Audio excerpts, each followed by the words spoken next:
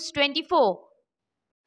অবশেষে বাংলাদেশ থেকে কাকদ্বীপের মৎস্যজীবীর মৃতদেহ 1-1.5 সপ্তাহ পর এসে পৌঁছালো কাকদ্বীপের বাড়িতে। ঘটনাস্থলে বিধায়ক মন্টুরাম পাখিরা। প্রায় 1 সপ্তাহ আগে ছেলের বাংলাদেশের জেলের মৃত্যু হয়েছে বাড়িতে খবর আসে, কিন্তু পরিবারের কেউ এখনো তাকে চোখে দেখতে পায়নি, কারণ তার মৃতদেহ এতদিন রয়ে গেছিল। বহু টানাপোড়েনের পরে এবার শেষ পর্যন্ত আজ সকালে মৃতদেহ হাতে পেল মৎস্যজীবীর পরিবার।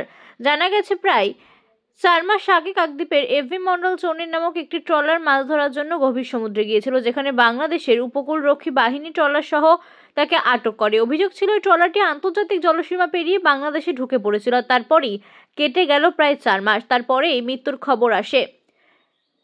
খুনের অভিযোগ করে মৃতের পরিবার। মৃতদেহ ভারতে আসা নিয়ে টালবাহানা চলছিল, শেষ পর্যন্ত সেটি এসে পৌঁছালো। Bureau report, India news 24।